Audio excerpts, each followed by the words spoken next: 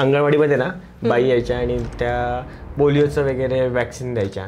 माझ्या कुठल्या वॅक्सिन आहे जे लहान मुलांना द्यायला पाहिजे? माझं जे ओपिनियन आहे ते म्हणजे काय तर पेनलेसपेक्षा कन्सेप्ट होती ते की पोस्टपार्टम डिप्रेशन हे होतं का? हो होतं. डॉक्टर हल्ली सगळेच ॲक्सेसिबल असतात की तुम्हाला त्रास व्हायला लागला किंवा काहीतरी वेगळं होतंय तर कोणाला म्हणजे गुगलला विचारण्यापेक्षा तुम्ही तुमच्या डॉक्टरलाच विचारा, डॉक्टरलाच कन्सल्ट करा. हेच करणं योग्य आहे. दी मराठी पॉडकास्टच्या एका नव्या एपिसोडमध्ये आज आपले जे गेस्ट आहेत त्यांचं नाव आहे श्वेता मोरे आणि त्यांचं स्वतःचं ट्रॅव्हल अँड टुरिझमचं इन्स्टिट्यूट आहे. पण आज आपण त्यांना एका वेगळ्या विषयासाठी आपल्या पॉडकास्टला बोललोय. तो विषय आहे की एका आईचं आयुष्य कसं असतं. कारण त्यांना 2 मुली आहेत आणि त्या 2 मुली 2 under 2 आहेत आणि जॉब आणि लहान मुलांना सांभाळणं ह्या सगळ्या गोष्टी त्या अतिशय उत्तमरित्या करत आहेत आणि त्यांचे जे प्रॅक्टिकल ॲक्च्युअलचे एक्सपिरियन्स आहेत ते आपण ह्या पॉडकास्टमध्ये आज जाणून घेऊया. म्हणून बघत राहा आजचा एपिसोड. आजच्या पॉडकास्टमध्ये आपण जे स्त्रियांचे जे ॲक्च्युअल प्रॉब्लेम्स आहेत ते आपण डिस्कस करणार आहोत. आणि मी खूप वेळा ऑब्झर्व केलंय की ज्या न्यू मॉम आहेत ना त्यांचं बिहेवियर कसं असतं माहिती आहे का, की आता ते फर्स्ट टाइम मॉम झालेल्या असतात त्यांना काय वाटतं की बाबा सगळ्या गोष्टी मीच कराव्या. राईट. म्हणजे माझा बेबी आहे त्याचं सगळं केअर मीच करावं. म्हणजे त्याला कोणी दुसऱ्यांनी हात लावू नये, त्याला आंघोळ मीच घालावी. तर हे कितपत बरोबर आहे?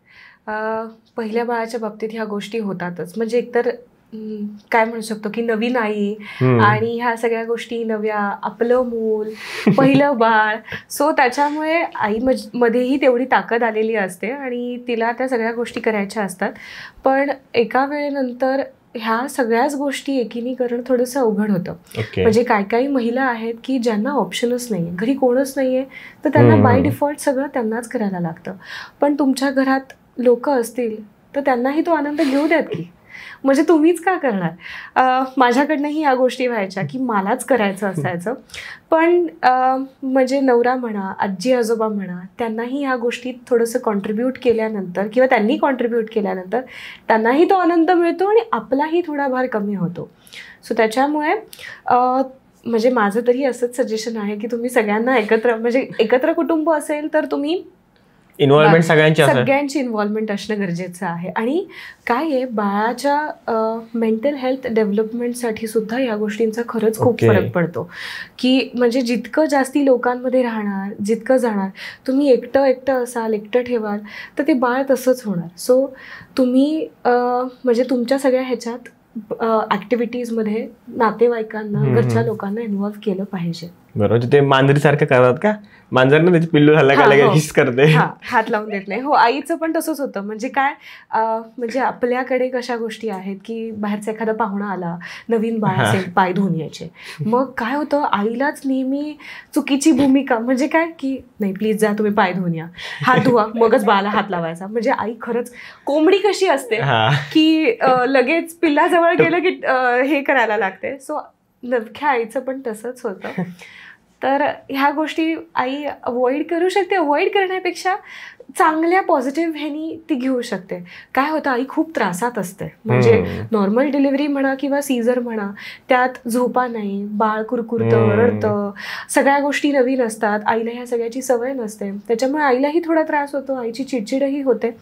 पण ह्यातनं आईनीच आईचं ओव्हरकम केलं पाहिजे. आणि अजून एक असतं की आता कसं आधीच्या काळात कदाचित नसेल असं, पण आताच्या काळात कसं झालंय, access of technology, YouTube, Google, Instagram. म्हणजे म्हणतो ना की आता माझं पोट दुखतंय, सर्च करा गुगलवर, अरे हे असं आहे का, ChatGPT आलाय की I am having this situation, I am 28 year old having a baby of 1 year old, आणि असं सगळं सर्च करायचं. आणि त्याला तुमची आयडिया नसते ना ओव्हरऑल, किती देऊन किती आयडिया देणार आहे तुम्ही त्याला.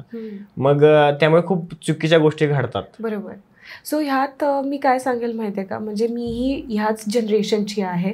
पण मी दोन्ही बाळांच्या वेळी खूप काही म्हणजे स्पेसिफिकली प्रेग्नन्सीमध्ये ऑलरेडी पोटात बाळ असतं आपण म्हणजे आपल्याला शारीरिकरित्या मानसिकरित्या आपली एवढी कपॅसिटी नसते. चुकीची एखादी काही गोष्ट वाचली की त्याचा त्रास त्या आईला होऊ शकतो. सो त्याच्यामुळे मी तर सजेस्ट करेल की अजिबात काहीच सर्च करू नका. तुम्हाला काही वाटतंय ना, तुमचे डॉक्टर हल्ली सगळेच ॲक्सेसिबल असतात की. तुम्हाला त्रास व्हायला लागला किंवा काहीतरी वेगळं होतंय तर कोणाला म्हणजे गुगलला विचारण्यापेक्षा तुम्ही तुमच्या डॉक्टरलाच विचारा, डॉक्टरलाच कन्सल्ट करा. हेच करणं योग्य आहे. ओके. म्हणजे काय होतं, आता कधी ओटी पोटात थोडंसं दुखायला लागलंय, कधी कधी फॉल्स पेन्स पण असतात, हे डॉक्टर तुम्हाला सांगतो. पण आता ह्याच्यावरती म्हणजे तुम्ही तर्कवितर्क लावणार आणि मग तुम्ही गुगलला विचारणार आणि हल्लीचं ChatGPTला विचारणार आणि एवढं एक्सप्लेन इलॅबोरेट करत बसणार. बेटर तुम्ही डॉक्टरकडे जा आणि डॉक्टरला कन्सल्ट करा. हा ना. तुमच्या पर्सनल लाईफमध्ये असा कुठला इन्सिडेंट घडला होता का की तिथे तुम्हाला लगेच तुम्ही डिसिजन घेतलं की आता डॉक्टरकडे जाऊया आपण? हो, म्हणजे आता साधारण 8व्या-9व्या महिन्यापासून बाळाचे मुवमेंट्स चेक करणं खूप इम्पॉर्टंट असतं. म्हणजे साधारण 1-2-3 तासात एकदा तरी बाळाने हालचाल केलीच पाहिजे. माझ्या पहिल्या बाळाच्या वेळी साधारण 7-8 तास झालेले होते, हार्डली एकदाच मुवमेंट झालेली होती. आणि डॉक्टरांच्या सल्ल्यानुसार त्यांनी सांगितलेलं होतं की असं जर वाटलं की मुवमेंट नाही होते तर लगेच हॉस्पिटलमध्ये या. आता मी पहिले 2-3 तासानंतर डॉक्टरला एकदा फोन केला. डॉक्टर म्हटलं थोडंसं अजून थांबा, बघा, थोडंसं खाल्ल्यानंतर पॉसिबिलिटी असते बाळ हालचाल करायची. पण तीही झाली नाही. त्याच्यानंतर मग मी लगेच डॉक्टरकडे गेले. एव्हरीथिंग वॉज नॉर्मल, म्हणजे सगळं ठीक होतं, बाळच हालचाल करत होतं. पण तेच की म्हणजे मी थांबून राहिले असते, दुसऱ्या कुठल्या काही गोष्टी झाल्या असत्या. दुसऱ्या बाळाच्या बाबतीत पण असंच झालेलं होतं की मोमेंट्स जाणवत नव्हत्या आणि प्रेग्नन्सी जवळ आलेली होती. तर बाळाची नाळ गुंडाळली गेलेली होती. सो मग त्याच्यामुळे डिसिजन लगेच घ्यायला लागला, म्हणजे डिलिव्हरी घ्यायचा, डिलिव्हरी करायचा. सो तेच की कुठल्याही वेळी कशीही काहीही पॉसिबिलिटी असू शकते. त्याच्यामुळे तुम्ही डॉक्टरलाच कन्सल्ट करणं हे योग्य आहे. बरोबर. पण अजून एक असं की मीच आपण बघतो बऱ्याचशा की लोकांना असं वाटतं की ती रियालिटी आहे, कारण ते खूप वर्षापासून त्या गोष्टी चालत आलेल्या असतात. तर आपण काही मिथ्स बघायचे का की जे आपल्याला ऑडियन्सला समजतील आणि त्यांना जे व्हॅलिडेशन करता येईल त्यांनाही? तर पाणी द्यावे का देऊ नये? पहिले 6 महिने खरंच बाळाला पाण्याची गरज नसते. म्हणजे आईचं दूध हे पूर्ण सफिशियंट आहे बाळाची तहान आणि भूक भागवण्यासाठी. त्याच्यामुळे पहिले 6 महिने अजिबात पाणी न देणं सजेस्टेड आहे. आता बाळ 6व्या महिन्यापर्यंत पोहोचलेलं आहे, तुम्हाला वाटतंय की गॅसेस झालेत, तर ठीक आहे, तुम्ही द्या. ओव्याचं पाणी वगैरे लोक देतात. पण हे नाही केलं तरी बाळ तहानेनी आणि भुकेनी त्रास होणार आहे असं काहीही नाही.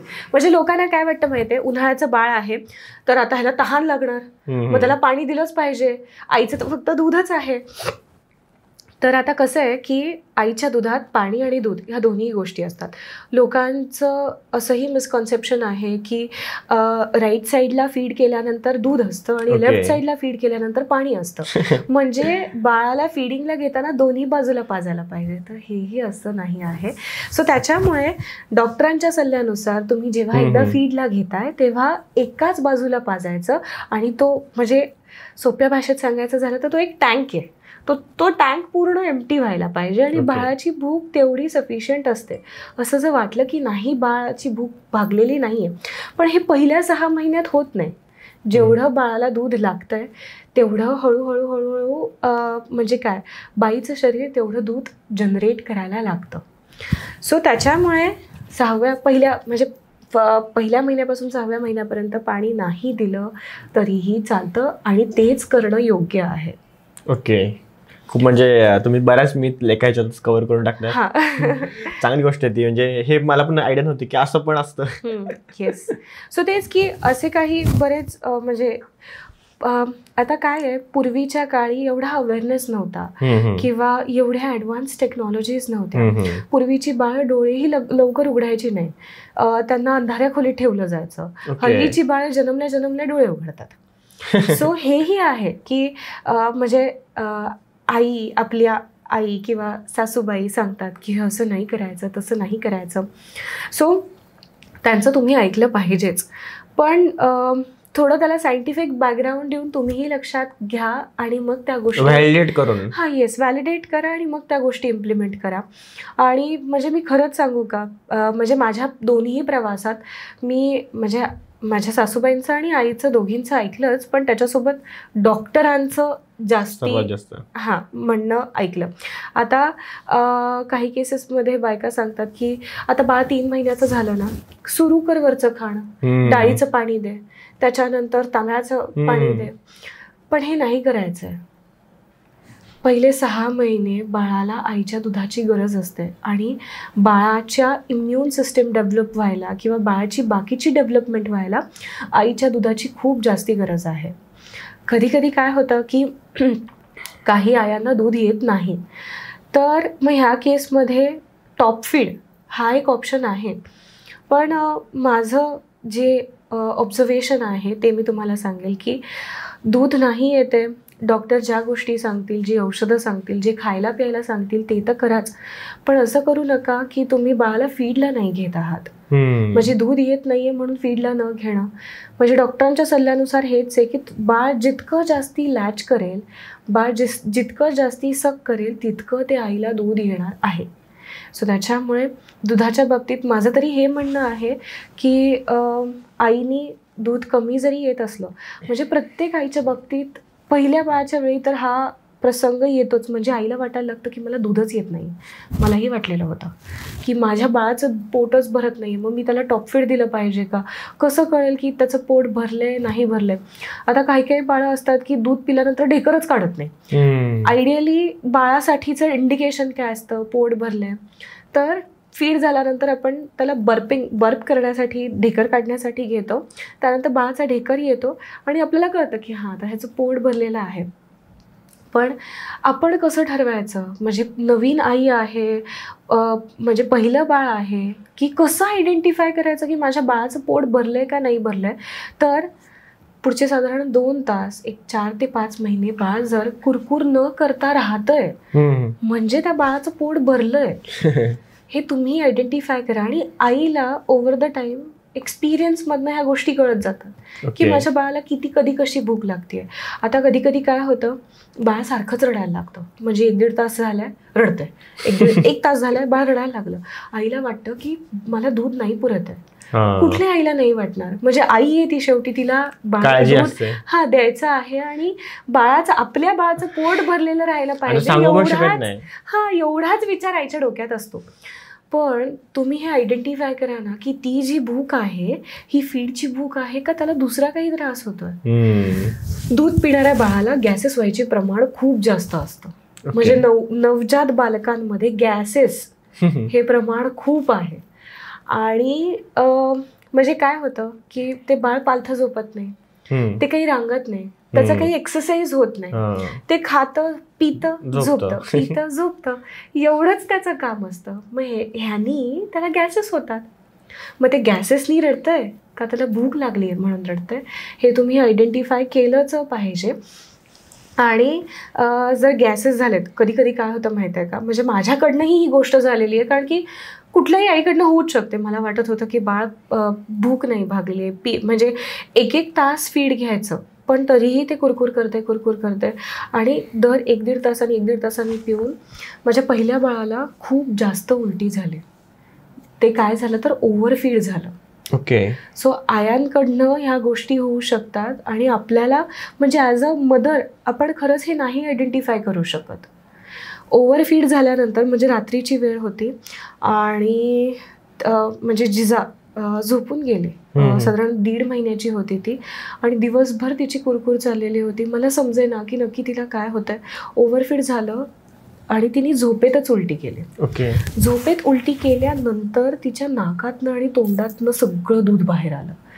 आता इतकी आम्ही घाबरून गेलेलो होतो, कारण की नाकातनंही दूध आलं, तोंडातनंही दूध आलं. नक्की आता काय करायचं म्हणजे समजेना ना. तर त्याच्यामुळे हे काय झालेलं होतं तर माझ्याकडनं ते ओव्हरफीड झालेलं होतं. सो दुसऱ्या दिवशी डॉक्टरला कन्सल्ट केल्यानंतर डॉक्टरांनी हीच गोष्ट सांगितली की तुम्ही आयडेंटिफाय करा.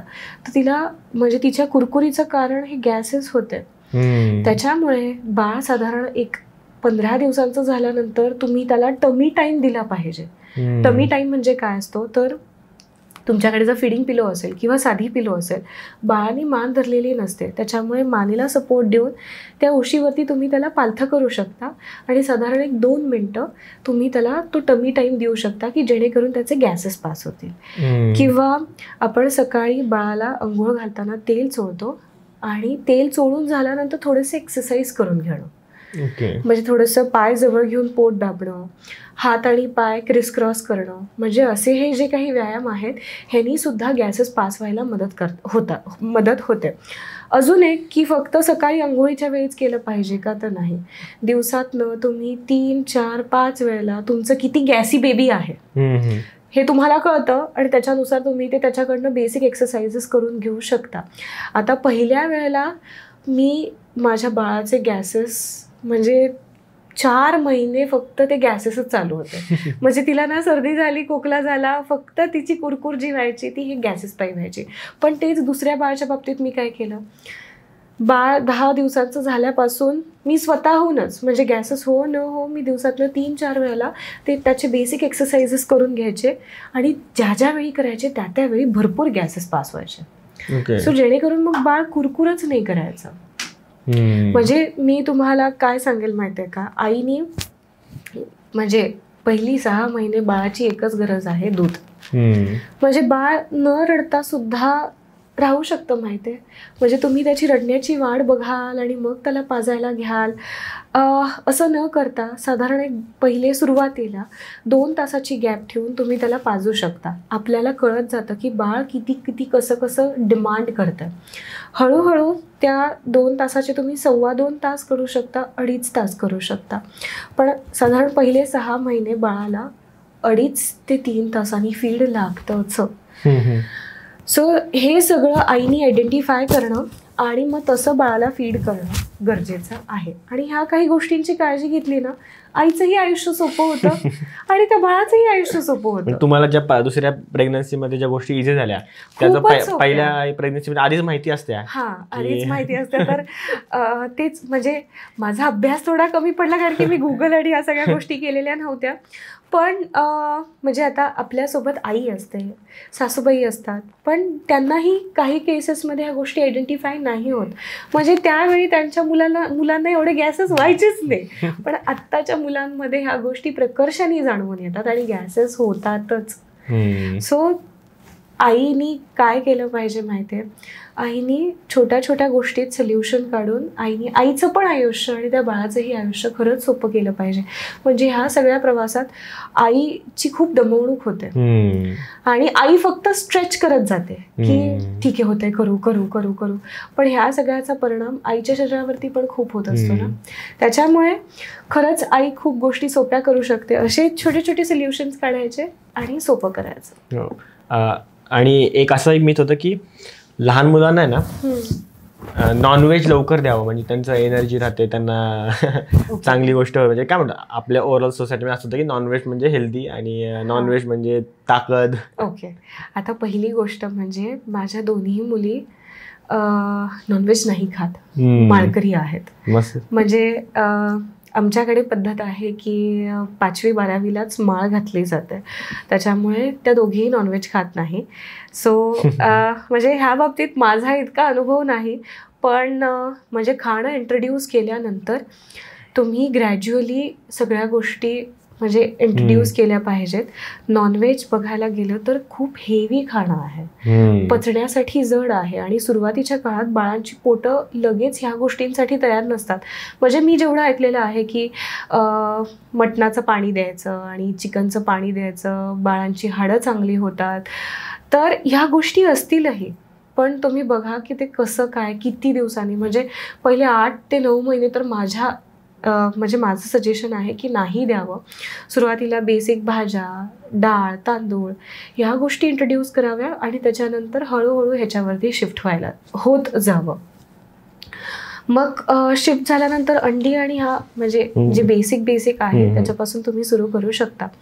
अजून एक गोष्ट मी इथे सांगेल की लोक काय करतात माहिती आहे का, की म्हणजे नॉनव्हेज आणि हे सगळा तर भाग वेगळाच राहिला, पण सुरुवातीला फक्त पाणीच द्यायचं. म्हणजे तांदळाचं पाणी द्यायचं, डाळीचं पाणी द्यायचं, पेजही नाही तर त्याच्यावरचं पाणीच द्यायचं. पण त्या पाण्यात किती पोषक तत्व आहेत, किती भूक भागणार आहे त्या बाळाची. हळूहळू 6व्या महिन्यानंतर सगळ्या गोष्टी खूप रॅपिडली ग्रो होत जातात. म्हणूनच तर त्याला वरचं खाणं सुरू करायचं असतं ना. आणि तुम्ही फक्त पाणी देत राहिलात, किंवा काही लोक काय करतात ना, एकाच प्रकारची पावडर बनवून ठेवतात, म्हणजे ज्याच्यामध्ये सगळंच टाकतात, की म्हणजे तांदूळ, सगळ्या डाळी, मखाना, ड्रायफ्रुट्स, म्हणजे जसं रेडी सेरेलॅक भेटतं तसं घरगुती बनवलेलं सेरेलॅक.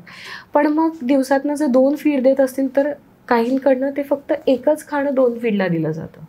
तर माझं काय मत आहे की तुम्ही म्हणजे हा जो पार्ट आहे 6व्या महिन्यापासून 2ऱ्या वर्षापर्यंतचा, हा काय म्हणू शकतो की ते सगळं खाणं एक्सप्लोअर करणार आहेत. लहान मुलं जी आहेत ह्या सगळ्या चवी बघणार आहेत, त्याच्या वेगळ्या वेगळ्या कन्सिस्टन्सी चाखणार आहेत. त्याच्यामुळे तुम्ही जितकं इंट्रोड्यूस करत राहाल ना, तितकं बाळाच्या जिभेला ती सवय होते आणि बाळ गोष्टी खाण्यासाठी रेडी होतं. पालकांच्या बघा काय कंप्लेंट्स असतात की माझं मूल भाज्या नाही खात. तर ह्यात म्हणजे मी काय म्हणेल, म्हणजे आई वडिलांची चूक नाही. आई वडिलांचा प्रयत्न काय असतो, काहीच न खाण्यापेक्षा काहीतरी तरी खायला पाहिजे. पण तेच की हे 6व्या महिन्यापासून ते 2 वर्षापर्यंत तुम्ही त्याला जितकं वेगळं देताय, म्हणजे सगळ्या प्रकारच्या भाज्या, सगळ्या प्रकारच्या कन्सिस्टन्सी. म्हणजे बघा ना, आता बाळ तांदूळाची पेज खातं, डाळीची पेज खाते, नंतर जेव्हा त्याला फ्रूट इंट्रोड्यूस होतं, म्हणजे संत्र आंबट लागतं किंवा वेगळं काहीतरी तोंडात आलंय आणि ते खायची गोष्ट आहे. सो तुम्ही तेच की तुम्हीच त्याला इंट्रोड्यूस करणारे लोक आहात. सो सगळं खाणं त्याला वेगळ्या वेगळ्या कन्सिस्टन्सीमध्ये द्या. तुमचं बाळ खायला प्यायला काहीही त्रास देणार नाही. आणि तेच की तुम्ही जशी सवय लावाल तसं ते खाणार आहे. म्हणजे आपल्याच हातात सगळ्या गोष्टी आहेत असं मला वाटतं. मला पण तेच, माझे भाज्या, मी तर नॉनव्हेज खात नाही आणि भाज्या पण लिमिटेडच खातो. आईनी कदाचित हा पॉडकास्ट बघायला पाहिजे, तेव्हा तेवढं नॉलेज नव्हतं. नाही पण म्हणजे आता मी माझंही सांगते तुम्हाला, मी एकही फळ खात नाही. म्हणजे मला ते हातात घ्यायला पण आणि त्याची कन्सिस्टन्सी आणि ते तोंडात टाकायला, म्हणजे प्रेग्नन्सी नंतर हळूहळू ह्या सगळ्या गोष्टी सुरू केल्या, पण माझी बॉडी ते ॲक्सेप्टच करत नाही. म्हणजे माझी जीभ तयारच नाही आहे त्या गोष्टींसाठी. म्हणून तुम्ही तुमच्या मुलांना सगळ्या सवय लावल्या. म्हणजे मला वाटलं, मला खरंच ही भीती होती की माझ्या मुली खाणार का नाही खाणार, कारण की मी नाही खाल्लंय मग काय करायचं. पण म्हणजे दोघी जणी, म्हणजे आता दुसरी मुलगी 8 महिन्याची होऊन 9वा महिना सुरू होईल, पण फळं ती आवडीने खाते. त्याच्यानंतर पहिली मुलगी तर खातेच खाते, म्हणजे तिला सगळी फळं आवडतात. सो हे टेन्शन माझं कमी झालं. काय आहे, त्या व्हेजिटेरियन आहेत, सो त्यांनी हे सगळ्या गोष्टी खाणं खूप गरजेचं आहे. त्याच्यामुळे मी नेहमी काळजी घेते की दिवसातल्या जेवढ्या गोष्टी त्यांच्या शरीरासाठी रिक्वायर्ड आहेत, गेल्या पाहिजे, त्या गेल्याच पाहिजेत. आजकाल मॅडम असं बरेच वेळ होतं की आई वडील आहेत ना, हे स्वतः खूप प्रोसेस्ड फूड खातात, राईट, आणि मुलांना पण मग तेच देतात. तर सॉल्ट वगैरे जे असतं ते कोणतं द्यावं? पहिली गोष्ट, पहिले 2 वर्ष साखर स्ट्रिक्टली नाही देणं हे खूप महत्त्वाचं आहे. मग लोकांना प्रश्न पडतो की मग काय सबस्टिट्यूट म्हणून द्यायचं. म्हणजे मला आता बाळाला खीर द्यायची आहे किंवा मला काहीतरी गोड करून द्यायचं, किंवा त्या बाळाला गोड ही चव कळाली पाहिजे ना. मग त्यासाठी साखरेशिवाय दुसरा काय ऑप्शन आहे. सो पहिले 2 वर्ष बाळाला साखर स्ट्रिक्टली नाहीच द्यायला पाहिजे. मग पालकांचा प्रश्न असतो किंवा आपल्या घरचे जी मोठी लोक आहेत की थोडीशी साखर दे ना, चवतं कळू देत, चवतं बघू देत, पण अजिबात नाहीच द्यायची साखर त्यांना. मग त्याच्यासाठी सबस्टिट्यूट म्हणून तुम्ही काय देऊ शकता, किंवा पालकांचं म्हणणं असतं किंवा जुन्या लोकांचं म्हणणं असतं की त्याला गोड हे कसं कळेल की गोड आहे.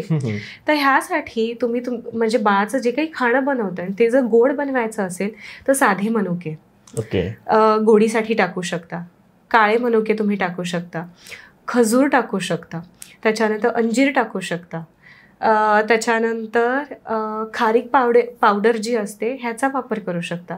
तर तुमच्याकडे बरेच ऑप्शन आहेत. म्हणजे हे जे मी 5 सांगितले प्रॉमिनंटली जे सहज उपलब्ध असतात. आणि तुम्ही म्हणजे आता मी काय करते, खीर बनवायची आहे, पाण्याची रव्याची खीर बनवायची, ड्रायफ्रुट्स टाकले, ड्रायफ्रूटसोबत काळे मनुके टाकले. जर मोठ्या मुलीसाठी दुधाची खीर मला बनवायची असेल तर मी त्याच्यात खजूर टाकते किंवा अंजीर टाकते. दुधासोबत खजूर अंजीर जाऊ शकतात, मनुके नाही जाऊ शकत. किंवा दुधासोबत खारीक पावडर जाऊ शकते, की जेणेकरून त्याला एक लाईट गोडवा येतो आणि बाळं आवडीने खातात. हे बघा, बाळांना चवी माहितीच नाहीये. पालक म्हणून तुम्ही ज्या चवी इंट्रोड्यूस करून देणार आहे त्या गोष्टी मुलं अडॅप्ट करणार आहे. त्याच्यामुळे तुम्ही सुरुवातीपासूनच गोड खायची खूप सवय लावली म्हणजे मुलं डिमांड करणारच आहेत मोठं झाल्यानंतर की मला चॉकलेट हवं आहे. हे तुम्ही किती दिवस अडवू शकाल. पण जोपर्यंत शक्य आहे, जोपर्यंत तुम्ही बाळाला काय म्हणतो की वेगवेगळे सत्व बनवून देताय किंवा त्याला काय म्हणजे तो अजून रेग्युलर खाणं खात नाहीये तर तोचपर्यंत म्हणजे 2 वर्षापर्यंत 2 वर्षापर्यंत तरी मुलांना खरंच हे सगळं दिलं पाहिजे. आणि 2 वर्षांनंतर पण जितकं अवॉइड कराल शुगर तितकं चांगलं आहे. म्हणजे मी माझ्या मुलीला रोज ड्रायफ्रूटची खीर देतेच, पण अजूनही मी साखर वापरत नाही. म्हणजे ती आता 2.5 वर्षाची झाली आहे तर मी तिच्या खाण्यात साखर वापरत नाही. मग ती गुलाबजाम खाते का तर खाते, पण असे जे काही स्वीट्स आहेत म्हणजे शिरा खाते का, पण ह्या सगळ्या गोष्टी ओकेजनली होतात. रोजच्या खाण्यामध्ये म्हणजे मी तिला दूध जरी प्यायला दिलं तरी त्या दुधात साखर नसते. मग मी दुधामध्ये शतावरी टाकून देते, केशर टाकून देते. म्हणजे तेच की माझा हा प्रयत्न असतो की जे आहे त्याच्या प्रॉपर्टीज अजून कशा आपण वाढवून देऊ शकू. दुधाच्या बाबतीत मी एक गोष्ट जी वाचलेली आहे तुम्हाला सांगेल. ज्यावेळी दुधाचा रंग बदलतो त्यावेळी ते दूध तुमच्या शरीरासाठी नाही आहे चांगलं. म्हणूनच तुम्ही एकतर तुमच्या मुलांना प्लेन दूध दिलं पाहिजे. आणि मी आता शतावरी वापरते तर शतावरीने रंग बदलत नाही. म्हणजे दुधाचा रंग पांढऱ्याचा काळा आणि चॉकलेटी होत नाही. तर केशरात सगळे नॅचरल इन्ग्रेडियंट्स आहेत म्हणजे हे सगळं नॅचरल आहे. सो त्याच्यामुळे जितकं तुम्ही नॅचरल गोष्टी आणि कमी स्वीटनेस देऊ शकता तेवढं तुम्ही तुमच्या मुलांना द्या. ओके. आणि मग ते पिंक सॉल्ट एक असतं त्याच्यावर तुमचं काय ओपिनियन आहे? मीठ परत की पहिले 1 वर्ष तरी स्ट्रिक्टली साधं मीठ द्यायचं नाही. हळूहळू तुम्हाला तुमच्या बाळाला मीठ इंट्रोड्यूस करायचं आहे तर तुम्ही काळं मीठ ज्याला म्हणतात पिंक सॉल्ट हे तुम्ही तुमच्या बाळाच्या खाण्यात इंट्रोड्यूस करू शकता. पण तेच मी जसं म्हटलं की बाळाला खाण्याची चवीच माहिती नाहीये. तुम्ही त्याला सपक द्या खायला, खारट द्या खायला किंवा खूप एक्स्ट्रीम गोड द्या खायला. तुम्ही जे देणार आहे ते तुमचं बाळ खाणारच आहे. त्याच्यामुळे म्हणजे परत मी म्हणजे माझ्या मोठ्या मुलीला मीठ कधी इंट्रोड्यूस केलं ती साधारण 1.5-2 वर्षाची झाल्यानंतर. म्हणजे तिचं जे खाणं मी वेगळं बनवायचे. आता बरेच डॉक्टर सांगतात की 1 वर्षानंतर मुलांनी तुमच्यातलंच अन्न खायला पाहिजे.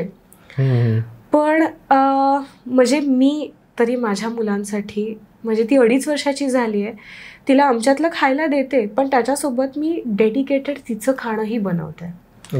कारण की तिच्या खाण्यात म्हणजे आता मी तिचा भात बनवला, रात्री झोपताना तिचं रात्रीचं जेवण जे असतं ते ती भातच खाते. पण मग नुसताच वरण भात मी तिला देत नाही. तिची खिचडी वेगळी लागली जाते ज्याच्यामध्ये पालक टाकला जातो, गाजर टाकला जातो, भोपळा टाकला जातो, त्याच्यानंतर कधी मटार टाकले जातात, मोड आलेले कडधान्य टाकले जातात आणि ज्याचं प्रमाण थोडं जास्त असतं कारण की तेवढे तिला पोषक तत्व मिळालेच पाहिजेत. म्हणजे मी जसं सांगितलं की माझी दोन्ही बाळं नॉनव्हेज नाही खात त्याच्यामुळे प्रोटीनचा कंटेंट पण तेवढाच जायला पाहिजे. सो आता मी काही डॉक्टर नाही की मोजत बसायला की किती क्वांटिटीत जात आहे आणि आज एवढी क्वांटिटी झाली बरोबर तिच्या शरीराला तेवढं मिळालं हे मलाही नाही माहिती. पण ॲज अ मदर आई म्हणून माझा एवढाच प्रयत्न असतो की तिला जे लागतंय ते तिला मिळायला पाहिजे. सो अशा प्रकारे म्हणजे मीठ पण तुम्ही जितकं उशिरा इंट्रोड्यूस कराल तर 1 वर्षानंतर काळं मीठ थोडं प्रत्येक म्हणजे आयडियली बाळाच्या 1 वर्षापर्यंत 4 मील्स सुरू होतात. म्हणजे तो 4 मील खातो दिवसातनं. सो 4 मीलपैकी एका खाण्यात टाका, बाकीच्या खाण्यात नका टाकू. मग कसं तुम्हाला तुमचं बाळ कसं रिस्पॉन्ड करतंय तसं ग्रॅज्युअली वाढवत जा. जर म्हणजे बिना मिठाचं खाणं खात असेल तर खाऊ द्यात की काहीच हरकत नाही. म्हणजे ओव्हरऑल म्हणजे पालकच आपण सवय लावतो आणि आपणच त्यासाठी रिस्पॉन्सिबल असतो. अगदी बरोबर. अजून एक गोष्टीला पालक रिस्पॉन्सिबल आहे की एक स्टडी आला होता की लहान मुलांना मोबाईल देणं म्हणजे त्यांना ड्रग देणार काय, की ते खूप ऍडिक्ट होतात लगेच. बरोबर. तर बरेच वेळा काय होतं की आई खूप बिझी असते, म्हणजे आता काय आलं की मुली डबल रोल्स करतात, म्हणजे घरचं पण करतात, जॉब पण करतात. तर त्यांना एवढा वेळ नाहीये की त्या बाळाला आता खात नाही तर त्याला स्क्रीन दाखवायची. स्क्रीन दाखवायची. बाळ खात नाही त्याला स्क्रीन दाखवा, तो पुढे बघत बसतो, आपण त्याला चमच्याने भरवायचं. राईट, बरोबर. हे कितपत योग्य आहे? हे अजिबात योग्य नाहीये. म्हणजे माझी मोठी मुलगी स्क्रीन बघत नाही का, तर ती बघते. म्हणजे मला काय तुम्हाला खोटी वेगळी इन्फॉर्मेशन द्यायची आहे किंवा मी आयडियल पेरेंटिंग करते अशातला भाग नाही, पण स्क्रीन अजिबात देणं सजेस्टेड नाही आहे. पण खरंच म्हणजे आया मल्टिपल टास्क करतात. त्यांच्याकडे जर रिसोर्सेस असतील तर कुठली आई देणार आहे फोन? कुठलीच आई नाही देणार आहे फोन. पण आयांची पण काय होतं की अडचणी असतात, घरी आई एकटीच असते. तर मी काय म्हणेल माहिती आहे का, मुलांचा एक स्क्रीन टाईम फिक्स ठेवा. दिवसातनं अर्धा तास त्याला जर स्क्रीन दाखवायची आहे तर न दाखवणं हेही चुकीचं आहे, कारण की मुलं बाहेर जाणार आहेत, शाळांमध्ये जाणार आहे. हल्ली सगळ्या गोष्टी डिजिटल झालेल्या आहेत, त्यांना ह्या गोष्टी कळणारच आहेत. मग मोबाईलवरती दाखवण्यापेक्षा तुम्ही मोठ्या स्क्रीनवर दाखवा. म्हणजे हे जे आहे स्क्रोलिंग करणं, स्वाईप करणं, स्वतः करणं, हे आपोआप रिड्यूस होतं. ते अल्गोरिदम पण ट्रेंड होतात ना. म्हणजे आता बरेच डॉक्टर्स सांगतात की मुलं स्क्रोल करत राहतात, सो त्यांचा ब्रेन 30 सेकंडसाठीचाच बनलेला असतो, किंवा म्हणजे काय की मेंटली ते तेवढे स्ट्रॉंग राहत नाहीत. मग फोन नका देऊ. प्रत्येकाकडे टीव्ही आहे, सो तुम्ही टीव्हीवरती ते अर्धा तासाचं जे काही दाखवायचं आहे ते तुमच्या मुलांना तुम्ही चूज करू शकता की काय बघणार आहे तो. येस, तुम्ही सिलेक्ट करू शकता. आणि अगेन म्हणजे मुलांना कार्टून ही कॉन्सेप्ट आपणच इंट्रोड्यूस करून देणारे आहोत. मग ह्याच ठिकाणी तुम्हाला जर वेगळ्या काही गोष्टी दाखवायच्या असतील, म्हणजे आता मी तुम्हाला माझं बालपण जे झालं, माझ्या आईने जे माझ्या बाबतीत केलं, माझे बाबा सगळ्या गोष्टींच्या CDs आणायचे. त्यावेळी DVD प्लेअर होता. आमच्याकडे वेगळ्या वेगळ्या कथा होत्या, म्हणजे ज्याच्यात मला जेवढं प्रॉमिनंटली मी जी गोष्ट बघायचे ती शिवाजी महाराजांच्या गोष्टी. तर आमच्याकडे केबल नव्हती, मग कधी कंटाळा आला तर आम्ही DVD प्लेअर आणि तेवढ्याच CD होत्या, मग ती शिवाजी महाराजांची गोष्टच लागली जायची, जेणेकरून त्या गोष्टीही माझ्या लक्षात राहिल्या आणि वेगळं असं काही बघणंच झालं नाही. तर तुम्ही ठरवा की तुम्हाला तुमच्या मुलाला काय दाखवायचं आहे ते. सो जितकं कमी करू शकाल तितका स्क्रीन टाईम तुम्ही कमी करावा मुलांच्या बाबतीत. आता मी तुम्हाला माझा एक्सपिरियन्स सांगते. माझं दुसरं बाळ राहेस्तोवर मी माझ्या पहिल्या मुलीला अजिबात फोन दिलेला नव्हता. दुसरं बाळ जसं राहिलं तसे हळूहळू म्हणजे माझी फिजिकल कंडिशन, माझी मेंटल कंडिशन, म्हणजे मला पहिली मुलगी आणि पोटातलं बाळ ह्या दोघांची काळजी घेणं तितकंच इक्वली इम्पॉर्टंट होतं. सो मला हळूहळू सोल्युशन म्हणून स्क्रीन टाईम इंट्रोड्यूस करायला लागला. पहिले मी काय करायचे की मुलं खायला त्रास देतात, काही मुलं देतात, काही मुलं नाही देत, म्हणजे ऑलमोस्ट देतात. पण टचवूड माझी पहिली मुलगी प्रचंड त्रास देते खायला, म्हणजे खरंच खूप त्रास देते. तेच दुसरी मुलगी अजिबात त्रास देत नाही. सो एक्स्ट्रीमिटीज आहेत ना ह्या. तर मी काय करते, म्हणजे आता दुसऱ्या मुलीसोबत की गाणी, गोष्टी किंवा पुस्तकं हातात देणं, त्या गोष्टी सांगणं, म्हणजे डायव्हर्ट करणं आहेच आहे, कारण की मुलांचा कधी कधी नसतो रेडीनेस खाणं खायचा. सो त्याच्यामुळे हे जितकं जास्ती करू शकाल, म्हणजे मी पहिल्या मुलीच्या बाबतीतही खूप प्रयत्न करते की एवढाच वेळ की एवढंच तुला बघायचं आहे, हे झालं की संपलं.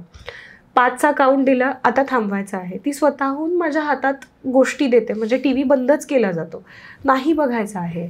सो हे जे आहे ते म्हणजे त्यांची जशी मुलं आहेत हे प्रत्येकानेच त्यांच्या मुलाच्या बाबतीत ठरवायच्या गोष्टी आहेत. प्रत्येक मूल सेम नसतं. म्हणजे माझ्या मुली अशा आहेत, म्हणजे बाकीच्यांची मुलं अशी असणार आहेत का, तर नाही आहेत. काही मुलं खूपच त्रास देतात आणि खरंच आईचा नाईलाज होतो. म्हणजे मी कित्येक पेरेंट्स बघितलेले आहेत. सो पेरेंट्सनी एवढीच काळजी घेणं की सगळा कंट्रोल आपल्या हातात ठेवणं. वर्किंग आईला हे करणं इट इज अ टास्क. आत्ताची घरात कुटुंब छोटं आहे, एक म्हणजे काय आई वडील मुलं एवढीच लोक राहतात, मॅनपॉवर नाही आहे, किंवा प्रत्येक वेळेस काय खूप बायका लावा आणि किंवा पाळणाघरात टाका असेही काही रिसोर्सेस नाही आहेत, तशा काही फायनान्शियल कंडिशन्स नाही आहेत. आई घरनं काम करते, आईला घरनं सांभाळायचं आहे, म्हणजे खरंच आईसाठी हा खूप डिफिकल्ट टास्क आहे. पण आपण आत्ता ज्या मुलांना सवयी लावणार आहोत ना, त्या त्यांच्या भविष्यासाठी चांगल्या आहेत. हा विचार करून तुम्ही ठरवा की तुम्हाला तुमच्या मुलांना काय द्यायचं आहे ते. ओके. ह्याच्यात मी अजून एक गोष्ट सांगेल त्यांच्या खाण्यापिण्याच्या शेड्यूलच्या बाबतीत. म्हणजे मला एकाने प्रश्न विचारला, माझी मुलगी 1.5 वर्षाची होती, मी सांगितलं की वेळ झाली आहे, मला जायला लागेल, मला तिला खायला भरवायचं आहे. तर लोक माझ्याकडे अशी बघतात, म्हणजे हे काय आहे, काय म्हणजे ओव्हर सेन्सिटिव्ह. हां, म्हणजे हे चुकीचं आहे, म्हणजे व्हॉट्स रॉंग विथ यू, इतकं काय, म्हणजे मीठच नाही द्यायचं, साखरच नाही द्यायची, ह्याच वेळेला खायला घालायचं. तुमचं शरीर असं आहे ना की तुम्ही जे शरीराला जी सवय लावाल ना ती अंगवळणी पडते. मग ती तुमच्या जन्मापासूनच का नाही. म्हणजे माझ्या आईनी मला रोज सकाळी लवकर उठायची सवय लावलेली आहे, मी उशिरापर्यंत झोपूच शकत नाही, म्हणून मी रात्री उशिरापर्यंत फोन नाही वापरू शकत. बाय डिफॉल्ट माझ्या शरीराला झाली सवय, त्या वेळेस ती झोप येतेच. म्हणजेच काय, तर तुम्ही तुमच्या बाळांचं शेड्यूल पाळणं, खाणं पिणं आणि झोपणं ह्या बाबतीत खूप गरजेचं आहे. म्हणजे शेड्यूल काय असावं त्यांचं, म्हणजे आता आयडियली साधारण वर्षाचा मुलगा झाल्यानंतर, मूल झाल्यानंतर त्याला 4 वेळेला खाणं दिलं पाहिजे.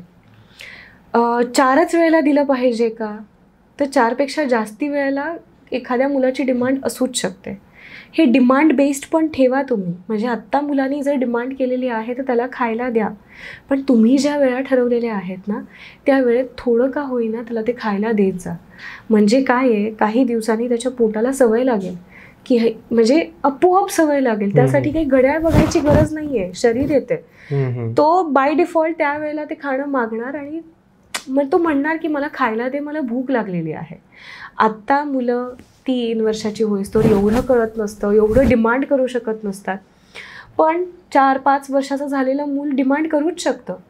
सो ही पहिली सुरुवातीला जी सवय लागते ती सवय ती त्याच्या अंगवळणी पडेल आणि ती कायमस्वरूपी राहील. सो सकाळचे म्हणजे तुमचे जे काही वेळा ठरलेल्या आहेत, म्हणजे आता मी काय करते, माझी 8 महिन्याची जी मुलगी आहे तिला सकाळी 9 वाजता तिचं पहिलं मील असतं. तिचे आता 4 वेळच्या मील सुरू झालेले आहेत. दुपारचं जेवण तिचं 1 वाजता असतं, संध्याकाळचा नाश्ता तिचा साधारण 5 किंवा 6 वाजता असतो आणि रात्रीचं जेवण हे साधारण 8:30 ते 9 ह्या वेळेत होतं. ह्या वेळा मी ठरवून घेतलेल्या आहेत. ह्या ज्या वेळा आहेत त्यावेळा मोठ्या मुलीच्या बाबतीत पण सेम आहेत. म्हणजे ती सकाळी ब्रेकफास्ट साधारण 8:45 तिचा होतोच, त्याच्यानंतर जेवण जे आहे ते 1च्या आत कंप्लीट होतं. संध्याकाळचे जे नाश्ता आहे तो 6, म्हणजे आता ती जशी उठेल 5 ते 6 वाजेपर्यंत होऊन जातं आणि संध्याकाळचं जेवण 9 ते 9:30 होतं. तर ह्या वेळा मी ठरवून घेतलेल्या आहेत आणि ह्या वेळेत मी त्यांना खायला घालतेच. माझ्या घरात पाहुणे येऊ देत, मी कुठे बाहेर जाऊ देत, मी ह्याचा कुठलाच परिणाम त्यांच्या खाण्याच्या वेळेवरती होऊन देत नाही. म्हणजे मी पालकांना हेच सांगेल की इव्हेंट्स, ॲक्टिव्हिटीज, लग्न, सण समारंभ ह्या गोष्टी येतच राहतात, पाहुणे रावणे, पण ह्या सगळ्यात तुमची पहिली प्रायोरिटी ही तुमची मुलंच असली पाहिजे, कारण की ती लहान आहेत. मग जर आपण वेळा नाही पाळल्या तर मुलं अचरबचर खायला लागतात. सो ह्याच्यापेक्षा बेटर तुम्ही त्यांच्या मील्स प्रिपेअर ठेवा. तुम्ही कुठे जाणार असाल तर ते कॅरी करा आणि त्यांना खायला घाला. बरोबर. अजून एक गोष्ट मी तुम्हाला सांगेल की पालकांकडनं होणारी चूक, वेफर्सचं पाकिट स्नॅक्स म्हणून देतात, अख्खा पुडा लहान मुलाच्या हातात दिला जातो. म्हणजेच काय होतं की त्याला कळतं की हे सगळं माझंच आहे, आता ते मलाच खाऊन टाकायचं आहे. तुम्ही देऊ नका का, द्या ना, मी कुठे नाही म्हणते, पण एक वाटी घ्या, त्याच्यात 4 फक्त त्याचे तुझ्या वाटणीचे जे आहेत ते तुझेच आहेत, एवढेच तुला खायचे. पाकिट पद्धत खूप चुकीची आहे. बरोबर. मुलांना ह्याच गोष्टीची सवय लागते, पाकिटं फोडा आणि खा. बरोबर. सो त्याच्यामुळे कधीच ही गोष्ट मुलांच्या बाबतीत म्हणजे ना चॉकलेटच्या बाबतीत की सगळं काढून तुम्ही मुलांच्या हातात दिलं खात म्हणजे मुलं जेम्स खातात पाकिट दिलं फोडलं सगळ्या जेम्स खाऊन ते बनलेच त्यासाठी आहेत ना की ते डोपामिन सिक्रेट करून किंवा त्याला ती लत लागावी. आपण जरी एक जरी खाल्लं तर आपल्याला अजून खावं. मी म्हणजे आपण म्हणजे मी माझ्या मुलांना किती दिवस या गोष्टींपासून अडवून ठेवू शकणार आहे तुम्ही सांगा. नाहीच ठेवू शकत. मुलं वाढदिवसांना जातात ह्या सगळ्या गोष्टी बघतात त्यांना त्या हव्या असतात पण ह्याचा सगळा कंट्रोल पालकांवरती आहे. त्यांचा इफेक्ट होईल ना. ते म्हटले की अरे माझ्या मित्राला तर मिळतंय बरोबर मला नाही देत माझी आई. की म्हणजे मी काय चुकीची माहिती देणार नाही की तुम्ही हे खूप एका लिमिट पर्यंत ह्या सगळ्या गोष्टींवरती बॅरियर्स ठेवू शकता पण आता एक केकचा पीस दिल्यानंतर तो तेवढाच खायचा आहे ह्याच्यावरती मिळणार नाही. हा कंट्रोल पालकांचाच असला पाहिजे. बास हे झालं संपलं. हा तुझ्या वाटेचा पीस होता हा संपलेला आहे एवढंच खायचं आहे तुला. सो ह्या गोष्टी मुलं जशी जशी मोठी होतात शाळेत जायला लागतात दुसऱ्यांच्या डब्यातल्या गोष्टी बघायला लागतात बड्डेजला जायला लागतात तेव्हा हे म्हणजे काय त्यांना जग जवळ येत चाललेलं असतं. सो तिथे तुम्ही किती जाणार आहे शाळेत जाणार आहे मित्रांमध्ये जाणार आहे का सहलीला जाणार आहे की तुम्ही घरी ज्या गोष्टी सवय लावणार घरी जितका कंट्रोल ठेवणार तो कंट्रोल हळूहळू मुलांच्या मनावरती येत जातो. आणि कदाचित मोठी झाल्यावर मुलांना पण हेल्थ आता जसं त्यांना समजतं की अरे माझ्या हेल्थ चांगलं दिसलं पाहिजे चांगलं मी मला कपडे चांगले पाहिजे माझी हेल्थ किती इम्पॉर्टंट आहे. कारण हे जसं टेक्नॉलॉजीचा उपयोग हा वाईट आहे ना तेवढं चांगलं पण आहे. म्हणजे त्यांना स्वतःला समजतं काही वर्षांनी की अरे मला असा प्रॉब्लेम होऊ शकतो तर मी आतापासूनच माझी बॉडी नीट ठेवायला पाहिजे. आता जसं कसं पहिले जिमला जायची पोरं 20-25 वर्ष 26 वर्षाची आता बघा 18 वर्षाची 17 वर्षाची पोरं पण जिमला जातात. त्यांना वाटतं की अवेअरनेस आलेला आहे. पण मग तेच ना की पहिले 5 वर्ष हा मुलं मातीचा गोळा आहे. तुम्ही खाण्याच्या बाबतीत आणि त्यांच्या मेंटल हेल्थच्या बाबतीत त्यांना जे फीड करणार आहात ते आयुष्यभरासाठी आहे. सो म्हणून खाणं पिण्याची काळजी घेणं खूपच गरजेचं आहे. स्वतःची चॉईस आहे इट्स युअर चॉईस. सो तेच की पुढे भविष्यात गेल्यानंतर मूल 20 वर्षाचं झाल्यानंतर मी किती कंट्रोल ठेवणार नाही करायला पण नको ना. नाहीच केलं जे करायचं सगळं केलं मी आता तुझी रिस्पॉन्सिबिलिटी आहे. पण तेच ना जर ती सवय म्हणजे माझं मूल रोज जर 2 केळी खात असेल त्याला भूक लागल्यावर तो केळीच खाणार. जर कुठलाच ऑप्शन अवेलेबल नसेल त्याला फळ आवडतंय ना म्हणजे वेफर्सचं पाकिट आहे आणि फळ आहे. मोठा झाल्यावर तो काय म्हणेल माझी भूकही भागेल चांगलंही आहे मी केळी खातो मी चिकू खातो पण मला जर केळ आवडत नाही लहानपणापासून आईने मला दिलंच नाही तर तो म्हणणार आहे पण मला ते केळ नाही आवडत मला वेफर्स म्हणजे छान चव पण पाहिजे मग मी वेफर्सच खाईन. सो तेच की तुम्ही ज्या गोष्टी अंगवळणी लावणार आहात मुलं तेच कंटिन्यू करणार आहेत. सो पहिली 5 वर्ष खरंच खूप महत्वाची आहेत खाण्यापिण्याच्या बाबतीत. आणि अजून एक मॅडम कन्सेप्ट होती ते की पोस्टपार्टम डिप्रेशन हे होतं का? हो होतं. म्हणजे पहिलं बाळ झाल्यानंतर म्हणजे असं डिप्रेशन नाव मी नाही देऊ शकत पण साधारण 1 महिना मी ह्या फेजमध्ये होते की काय चाललंय माझ्या बाबतीत मी काय करते. कारण की दोन्ही प्रेग्नन्सी झाल्यानंतर मी शेवटच्या दिवसापर्यंत काम करत होते.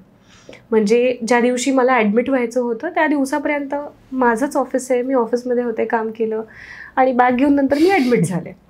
सो नंतर जो प्रवास सुरू होतो ना बाईचं घड्याळ हे 24 तास चालू राहतं थांबतच नाही. आणि ऑप्शन पण नाही आणि ऑप्शनही नाही की चला आजचे दिवस नाही करायचं. म्हणजे ऑप्शन का नाही कारण की हा आपला डिसिजन आहे. ओके सो ऑप्शन नाही. आणि तुमची आजूबाजूची लोक तुम्हाला कॉन्ट्रीब्यूट करतायत मदत करतायत पण काही ज्या गोष्टी आहेत ते आईने करण्याशिवाय पर्यायच नाही आहे. सो त्याच्यामुळे हे होऊ शकतं. म्हणजे बाई काम करत नाही ती त्या फेजमधनं बाहेर पडलेली असते. काही दिवसानंतर तिच्या डोक्यात असेही विचार यायला लागतात की माझं काय चालू आहे. झोपा होत नसतात चिडचिड होते हार्मोनल इम्बॅलन्स झालेला असतो. पण ही गोष्ट म्हणजे घरच्यांनीही थोडी समजून घेतली फायनान्शियली पण तिला माहित असते की बाबा खर्च वाढले जातात. येस. सो तेच होतं की म्हणजे खूप मल्टिपल गोष्टींचा विचार ती बाई करत राहते. म्हणजे ह्याला डिप्रेशन नाव द्यायचं का हेही तिला कळत नाही. मग ती खूप अवघड परिस्थितीमध्ये असते. घरही बघायचं आहे, नवऱ्याचंही सगळं बघायचं आहे, बाळाचंही बघायचं आहे, बाळाचं चांगलं झालं पाहिजे, सासू सासरे असतील तर सासू सासऱ्यांचंही करायचं आहे, ही गोष्ट राहिली ती गोष्ट राहिली तर ती कशी होणार. पण तेवढं बॉडी तुम्हाला शरीर साथ देत नसतं, कारण की प्रेग्नन्सीनंतर बाईचं शरीर वीक झालेलं असतं. सो जितक्या फोर्सनी ती प्रेग्नन्सी राहायच्या आधी करत असते सगळं, तितक्या फोर्सनी बाळ पोटात असताना आणि बाळ झाल्यानंतर नाही करू शकत. म्हणजे असं म्हणतात की आई झाल्यानंतर आईच्या अंगातली ताकद ही 100 पट होते, पण ती बाळाच्या बाबतीत होते. फिजिकली तर ती वीक झालेलीच असते ना. ह्या सगळ्या गोष्टी रिकवर व्हायला परत हेच येतं की प्रत्येकाचं शरीर वेगळं वेगळं आहे. काहींची रिकव्हरी 2-3 महिन्यात होते, काहींची रिकव्हरी व्हायला 6 महिने लागतात, काहींची रिकव्हरी व्हायला वर्षही लागू शकतं. मग हा जो सगळा कालावधी असतो तर बाईसाठी खूप स्ट्रेसफुल असतो. त्याच्यामुळे म्हणजे काय करावं ह्याच्यामध्ये, तर जर काम करणं शक्य नसेल तर तिच्या विरंगुळ्याच्या ज्या गोष्टी आहेत, म्हणजे एखादीला गाणं गायला आवडतंय, लिहायला आवडतंय, पुस्तक वाचायला आवडतंय, जे काही ती ह्यातनं सोल्युशन काढू शकेल ना ते तिने काढावं. खरी गोष्ट आहे. म्हणजे पहिल्या प्रेग्नन्सीनंतर सीझर होतं. मी नाचू नव्हते शकत, कारण की टाक्यांचं दुखणं भरपूर होतं. पण मी हळूहळू म्हणजे थोडा चेंज व्हायला मी ह्या गोष्टी सुरू केल्या की थोडंसं नाचायचं, कारण की मला ती आवड होती आणि मला ते करायचं होतं. माझं पहिलं बाळ 6 महिन्याचं झाल्यानंतर मी हळूहळू काम सुरू केलं. पण मी 6 महिने म्हणजे डेडिकेटेडली तिच्याकडे लक्ष दिलं. पण मला नंतर असं वाटायला लागलं की मला जमेल, म्हणजे कॉन्फिडन्स पण लो होत जातो की काम जमेल का, मी करू शकेल का. कारण की तो 6 महिन्यांचा गॅप पण असा गॅप वाटतो आपल्याला की म्हणजे माझा सगळा कनेक्टच तुटलेला आहे. सो आयडियली 6 महिने तरी बाईला पूर्ण रेस्ट पाहिजेच आहे. पण तिने म्हणजे ती ठीक तर तिचं बाळ ठीक, ती ठीक तर तिचं कुटुंब ठीक. त्याच्यामुळे त्या आईनी तिच्या मनाची म्हणजे मेंटल कंडिशनची खूप काळजी घेणं गरजेचं आहे. बाई काय करते माहिती आहे का, फक्त लाडू खा, हळीवाची खीर खा, म्हणजे शरीराची काळजी घ्या, शरीराची काळजी घ्या, शरीराची काळजी घ्याच, पण त्याच्यासोबत तुमच्या मेंटल हेल्थ कंडिशनची सुद्धा काळजी घ्या, असं माझं सजेशन आहे. मस्त, तो खूप चांगलं आहे, ही गोष्ट मला फार आवडली. आम्ही लहान असताना मॅडम अंगणवाडीमध्ये ना बाई यायच्या आणि त्या पोलिओचं वगैरे वॅक्सिन द्यायच्या. पण आता काय झालं, लहान मुलांना बरेच वॅक्सिन वेगवेगळ्या प्रकारचे आलेत. आता ऍक्सेसिबिलिटी ऑफ इन्फॉर्मेशन तर आहेत, त्यासोबत हेल्थ मेडिसिन्सची पण ऍक्सेसिबिलिटी वाढली. म्हणजे कुठल्या वॅक्सिन आहेत ज्या लहान मुलांना द्यायला हव्या? आता गव्हर्नमेंटच्या नॉर्म्सनुसार ज्या वॅक्सिनेशन्स ठरतात, म्हणजे सगळ्या मेजर वॅक्सिन्स ज्या आहेत ह्या पहिल्या 2 वर्षात संपतात. सो जे काही लिस्ट ऑफ वॅक्सिनेशन्स आहेत ह्या दिल्याच गेल्या पाहिजेत. आता प्रश्न राहतो कुठे द्यायच्या, कारण की प्रत्येकांना हा प्रश्न पडतो.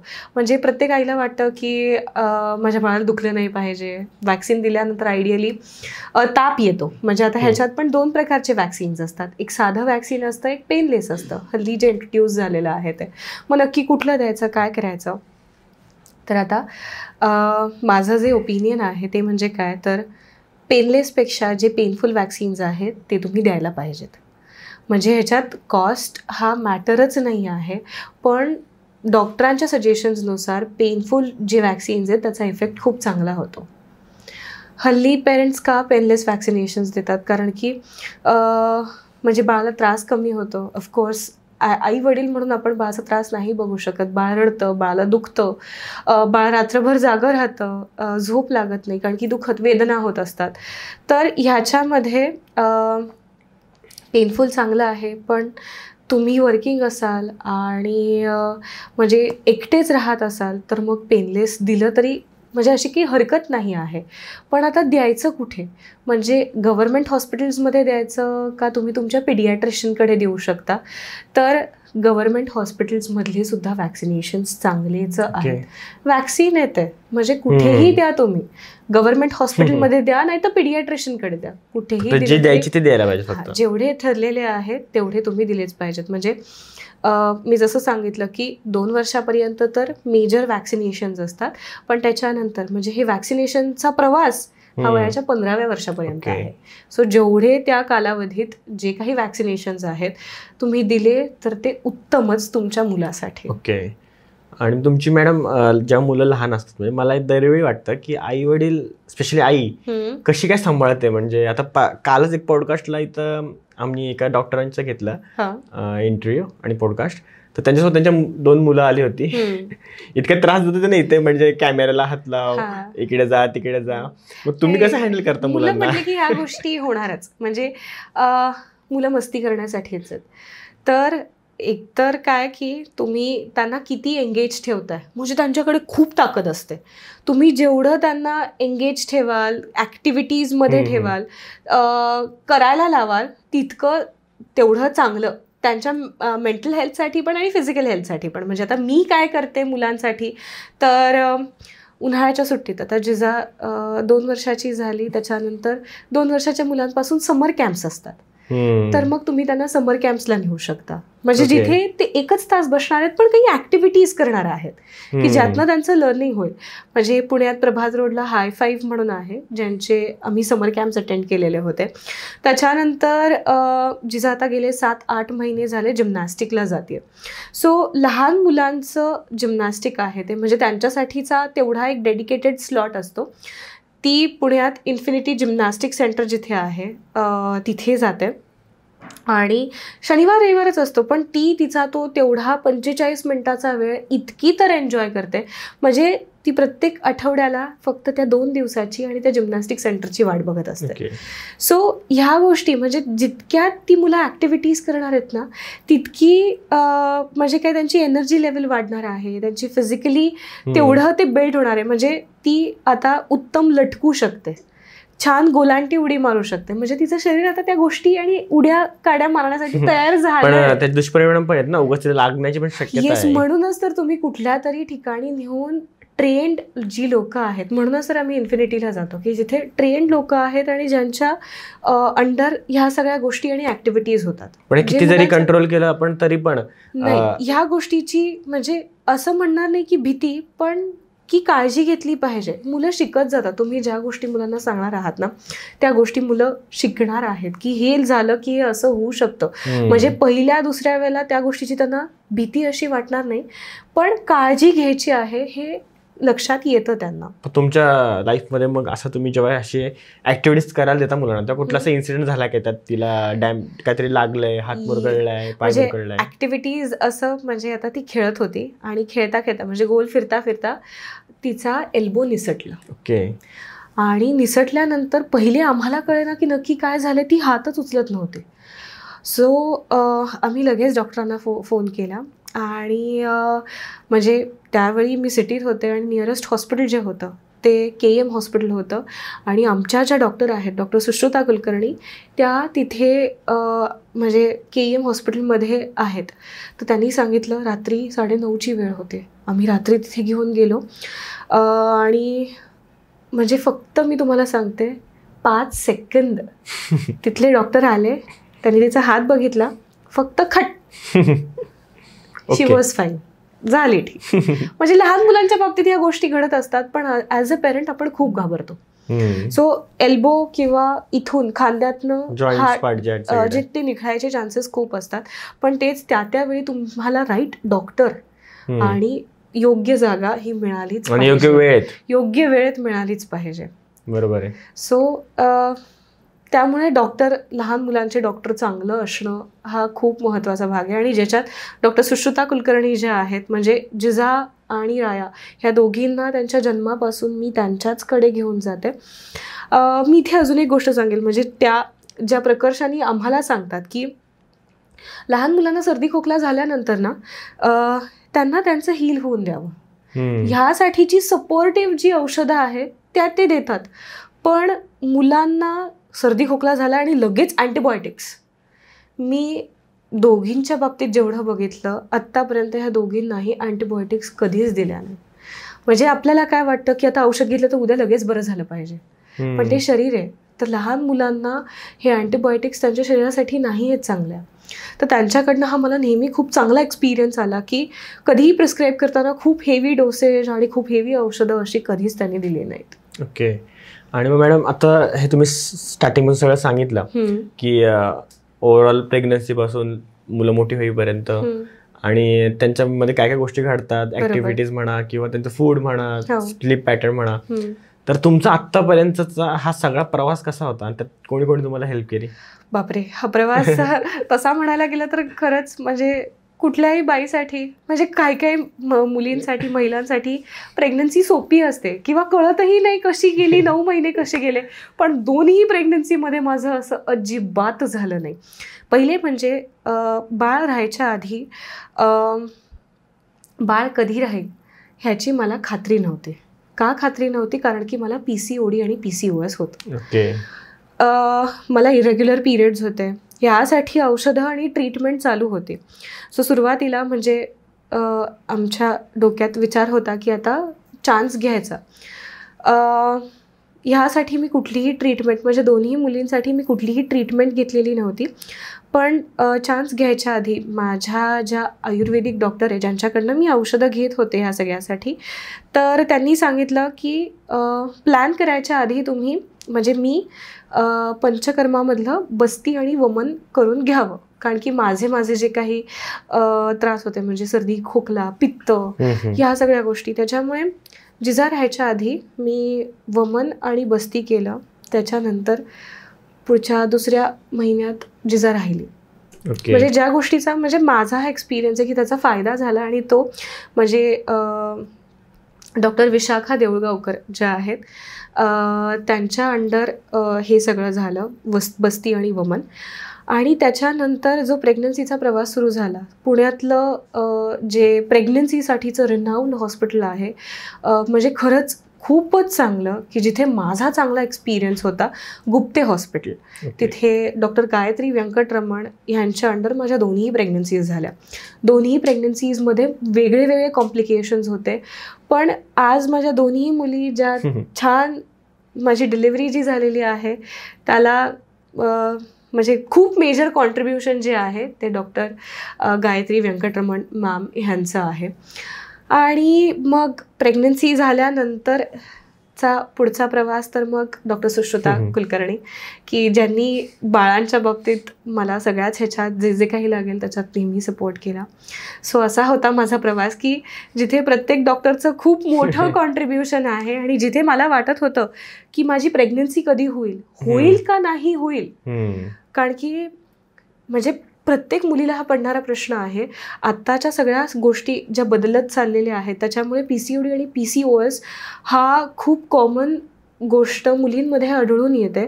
मी माझ्या लहानपणापासून swimming, athletics, multiple exercises, dance ह्या सगळ्या गोष्टी करत होते. म्हणजे हायली ॲक्टिव्ह असून पण हे होतं. पण ह्यांच्यामुळे ते होऊ शकलं आणि मला देवाच्या कृपेने आज 2 मुली आहेत. सो बऱ्याच लोकांचं ह्याच्यात कॉन्ट्रीब्युशन होतं. म्हणजे शाळेची तुम्ही उदाहरणं दिली आणि त्यामध्ये तुमची मुली आता कुठल्या शाळेत जात आहेत? पण मोठी मुलगी जी आहे ती आता प्ले ग्रुपला आहे. आणि शाळा ठरवणं हा आई वडिलांसाठीचा खूप अवघड डिसिजन असतो. का? कारण की म्हणजे एक गोष्ट काय करावी की सुरुवातीपासून ज्या शाळेत टाकाल ती पुढे 10वीपर्यंत असावी असा आपला हिशोब का असतो आईवडिलांचा. कारण की मग सारखं बदलाबदली नको, त्यांचे मित्रमैत्रिणी पण होतात, मग ते सगळंच कंटिन्यू व्हावं. आम्ही किमान प्ले ग्रुपचं ठरवायला 20 शाळा पाहिल्या. म्हणजे लोक म्हणतील वेडे आहेत का तुम्ही, प्ले ग्रुप ठरवायला 20 शाळा कोण बघतं. पण म्हणजे सगळ्याच गोष्टी तुम्ही बघून घेणं खूप गरजेचं आहे. आणि त्याच्यात आम्ही जी शाळा सिंहगड रोडच्या इथली फायनल केली ती म्हणजे क्लारा ग्लोबल. ज्याच्यात आम्ही काय पाहिलं की टीचर्स क्वालिफाईड आहेत, त्याच्यानंतर प्ले एरिया आहे म्हणजे मुलं जाऊन स्पोर्ट्स ॲक्टिव्हिटीज करू शकतात. हल्ली काय होतं की ह्या लहान लहान मुलांच्या शाळा छोट्या छोट्या एरियात असतात, त्याच्यामुळे तेवढा त्यांना खेळायला वावरायला स्कोप मिळत नाही. सो म्हणजे ह्या गोष्टी बघून एकतर तिथला स्टाफ, त्यांचं बोलणं आणि तिथे होणाऱ्या ॲक्टिव्हिटीज आणि ज्या प्रकारचं लर्निंग डिलिव्हर केलं जातं हे सगळं बघून आम्ही क्लारा ग्लोबल फायनल केली. सो म्हणजे डिस्टन्स हा फॅक्टर तुम्ही नेहमीच कन्सिडर करावा, कारण की लहान मुलांना एवढा प्रवास कुठे जमणार आहे. तुम्ही खूप चांगली शाळा बघायला त्यांना 5-5, 6-6 किलोमीटर पाठवायला लागलात तर त्यांचा अर्धा वेळ त्या प्रवासातच जाईल. त्याच्यामुळे पहिली गोष्ट जे बघणं, एक तर जवळ पाहिजे आणि क्वालिटी ऑफ एज्युकेशन चांगलं पाहिजे. हे 2 ॲस्पेक्ट बघून तुम्ही त्यांची शाळा ठरवू शकता. मला तुम्हाला इथे अजून एक इन्सिडेंट सांगायचा आहे की म्हणजे मुलं खूप मस्ती करतात आणि घरात 2 मुलं म्हटली तर तुम्हाला म्हणजे आता माझी छोटी मुलगी खूपच छोटी आहे, थोड्या दिवसांनी मी वकील होणार आहे. वकील म्हणजे वकील म्हणण्यापेक्षा जज व्हायचंय मला, होणार आहे मी, कारण की 2 म्हणजे कोर्टच चालणार आहे. तर ह्या सगळ्या ह्याच्यात मुलं खूप मस्ती करतात आणि तुम्हाला डोळ्यात तेल घालून त्यांच्यावरती लक्ष ठेवणं खूप गरजेचं आहे. घरात कितीही लोक असली तरी मुलं काहीतरी करतातच. म्हणजे आपण म्हणतो की 24 तास त्यांच्या मागे राहायला पाहिजे. रिसोर्स असला म्हणजे घरात बाकीची लोकं असली की मग गोष्टी सोप्या होतात, पण कितीही म्हटलं तरी मुलगा काहीतरी करतोच. त्यात माझी मोठी मुलगी आपलं नारळ पाणी प्यायचा जो स्ट्रॉ असतो एकदम नाजूक आणि पातळ जो असतो, खेळता खेळता तिने कधी तो चमच्याच्या स्टँडमधनं काढला चढून आणि तो तिच्या डोळ्याला लागला. डोळ्याला लागल्यानंतर ती म्हणत होती की डोळ्यातनं पाणी येतंय. आम्हाला नक्की कळेना की नक्की काय झालंय, की मग तिने सांगितलं की स्ट्रॉ लागला. आता स्ट्रॉ लागला तर असं खेळताना असा लागला, असं फक्त थोडंसं बाहेरनं लागलं असेल असं आम्हाला वाटलं. त्यानंतर उन्हात गेल्यानंतर बघितलं तर स्ट्रॉच्या आकाराचा गोल पॅच तिच्या बुबुळावरती पडलेला होता. आम्ही प्रचंड घाबरलो आणि त्याच्यानंतर आम्ही नेहमी ज्या डॉक्टरकडे जातो, डोळ्याचे जे डॉक्टर आहेत, तर त्या डॉक्टर मिसेस बेके म्हणून ज्या आहेत, ज्या खूप एक्सपिरियन्स्ड आहेत आणि बरेच वर्ष ह्याच्यात आहेत आणि पण त्या वेळेत त्या अवेलेबल नव्हत्या. त्यानंतर त्यांची मुलगीसुद्धा ऑप्थल्मॉलॉजिस्टच आहे, डॉक्टर निशिता बेके. त्या किड स्पेशालिस्ट आहेत. जाईस्तोवर आम्हाला माहितीच नव्हतं, पण आम्ही जिजाला त्यांच्याकडे घेऊन गेलो आणि आम्ही खूपच काळजीत होतो, कारण की डोळा खूपच नाजूक गोष्ट आहे आणि जर त्याला काही लागलं तर काय करणार. फक्त 1 दिवस तो डोळा बांधलेला होता, त्यानंतर दुसऱ्या दिवसापासून तिचा डोळा ठीक झाला. म्हणजे असे काही इन्सिडेन्सेस होत राहतात की ज्यांना आपल्याला कळत नाही की काय करायचं, कुठे जायचं, कसं जायचं, काय, म्हणजे इतक्या गोष्टी असतात. पण ज्यावेळी तुम्हाला राईट माणूस मिळतो, जसं आम्हाला जिजासाठी डोळ्यासाठी डॉक्टर निशिता बेके मिळाल्या आणि जेणेकरून ते ठीक होऊ शकलं. आणि काय आहे डोळ्याच्या बाबतीत, जर आम्हाला राईट कन्सल्टेशन मिळालं नसतं तर तो जो लेअर आहे तर डोळ्याची पापणी हलून हलून फाटत जातो आणि जो परमनंट डॅमेज तिच्या डोळ्याला ते झालं असतं. सो त्याच्यामुळे तुम्ही लवकरात लवकर ॲक्शन घेणं ॲज अ पेरेंट म्हणून खूप गरजेचं आहे. आता एवढ्या सगळ्या ओव्हरऑल डिस्कशनमध्ये मला एक गोष्ट लक्षात आली मॅडम, की आई होणं हे खूप कठीण काम आहे. म्हणजे मी मध्ये एक इंटरव्ह्यू बघतो शाहरुख खानचा, त्यात त्याला इंटरव्ह्यूने प्रश्न केला होता की जर पुरुषाला मुलं झालीत तर काय होईल. तर त्याचं उत्तर मला खूप आवडलं. तर तो बोलला की असं जर झालं ना तर मुलं मुलींची इज्जत खूप जास्त करतील, कारण त्यांना ते समजल की पेन काय असतो मुलाला जन्म देण्यामध्ये, ते 9 महिने कसे काढायला लागतात आणि ते काढल्यानंतर पण किती ट्रॉमाज होतो, किती डिप्रेशनमध्ये जावं लागतं, सगळ्यांना कसं सांभाळून घ्यावं लागतं. आणि ही खरंच खूप कठीण गोष्ट आहे. म्हणजे मुलं तर नाही करू शकणार. जर ऍक्च्युअल जर फॅक्ट सांगायला गेलं तर मुली जे करतात, जी त्यांचं जे लेवल ऑफ अंडरस्टँडिंग म्हणा किंवा लेवल ऑफ बिअरिंग पेन असेल किंवा मेंटल स्ट्रेस सहन करणं असेल, हे खरंच खूप चॅलेंजिंग आहे. पण मी तुम्हाला ह्याच्यात सांगू का, म्हणजे मी जेवढं बघते, आई ज्या त्रासातनं जाते तेवढ्या त्रासातनं नाही, पण वडील म्हणून सुद्धा पुरुष त्या त्रासातनं, त्याचं प्रमाण थोडं कमी असेल पण ते जातच असतात. कारण की गोष्टी एका रात्रीत बदलतात. म्हणजे बाळ झाल्यानंतर तो दिवस आणि रात्र सगळंच बदलून टाकतो. वडिलांचं आयुष्य पण बदलतो, आईचं पण आयुष्य बदलतो. आईच्या सगळ्या गोष्टी दिसून येतात पण वडिलांच्या बाबतीतच्या गोष्टी दिसूनच येत नाही. म्हणजे मुलं झाल्यानंतर खर्च वाढतात, फायनान्शियली खूप बर्डन वाढत जातं. म्हणजे एकच ॲस्पेक्ट आहे का, म्हणजे आई सांभाळतीये पण जर फायनान्शियल कॉन्ट्रीब्युशन तेवढं नाही झालं, आणि अगेन पुरुष हा फक्त फायनान्शियल कॉन्ट्रीब्युशन करण्यासाठी नाही आहे, त्याचा तुम्हाला म्हणजे हल्लीची मुलं खरंच बायकांना मुलं अपब्रिंगिंग करण्यात तितकंच इक्वली कॉन्ट्रीब्यूट करतात. मुलीही वर्किंग असतात, म्हणजे मुलंही वर्किंग असतात. त्याच्यामुळे माझ्या बघण्यात जेवढी आलेली आहेत खरंच त्यांना मुलींच्या वेदना कळतात, पेन्स कळतात, आणि म्हणजे डिरेक्टली इनडिरेक्टली पुरुषांचं सुद्धा ह्याच्यात तितकंच इक्वली कॉन्ट्रीब्युशन आहे. म्हणजे प्रेग्नन्सी सक्सेसफुल व्हावी, मुलांचं अपब्रिंगिंग सक्सेसफुल व्हावं, ह्या सगळ्यात आईच्या इतकंच वडिलांचं सुद्धा कॉन्ट्रीब्युशन आहे. आधीही करतच होते, पण काय आहे आता आधीच्या महिला इतक्या वर्किंग नव्हत्या, जास्ती हाऊसवाईफ होत्या, आणि आता म्हणजे मुलगी आणि मुलं ही दोघंही इक्वली, म्हणजे पुरुष आणि बाई खांद्याला खांदा लावून काम करतेय. जसे ते बाहेर काम करतायत तसं घरातही ते खांद्याला खांदा लावून काम करतात. मग ओव्हरऑल मॅडम, आता at the end of the podcast तुम्ही सांगा की आई होणं हे किती कठीण आहे? म्हणजे त्याला शब्दच नाहीये. कठीण पण नाही म्हणू शकत, पण चॅलेंजिंग तर आहेच आहे, पण काय आहे म्हणजे ह्याच्यासारखं सुखच नाही. ओके, म्हणजे तुम्ही त्याला सुखात घेता का? हा, आई म्हणजे त्रास होतो असं नाहीये, त्रास होत नाही. म्हणजे काय सांगायचं म्हणून मी खूप खुश आहे आणि मला काहीच वेदना नाही, तर असं काही नाहीये. पण म्हणजे दुःखाचा भाग बाजूला ठेवू, पण ह्यासारखा खरंच आनंदच नाही. म्हणजे जेव्हा आपण आपल्या मुलाचं हसू बघतो, त्याचा आनंद बघतो, किंवा तो जे काही नवीन गोष्टी करताना आपण बघतो, ह्यासारखं जगातलं सुख असूच शकत नाही. ओके, सो हेच आहे की म्हणजे वेदना आहेच आहेत, पण सुखापुढे त्या सगळ्या फिक्या पडून जातात. धन्यवाद मॅडम, तुम्ही आमच्या पॉडकास्टला आलात आणि जे यंग वुमन्स आहेत आणि त्या सगळ्यांना तुम्ही गाईड केलं की ॲक्च्युअल प्रॅक्टिकली कसा एक्सपिरियन्स असतो, कशा गोष्टी होतात आणि कशी काळजी घेतली पाहिजे, तुम्ही आम्हाला सांगितलं, त्याबद्दल तुमचं धन्यवाद. Yes, thank you. आय होप तुम्हाला व्हिडिओ आवडला असेल तर लाईक करा, कमेंट करा आणि व्हिडिओला शेअर करा आणि चॅनलला सबस्क्राईब जरूर करा.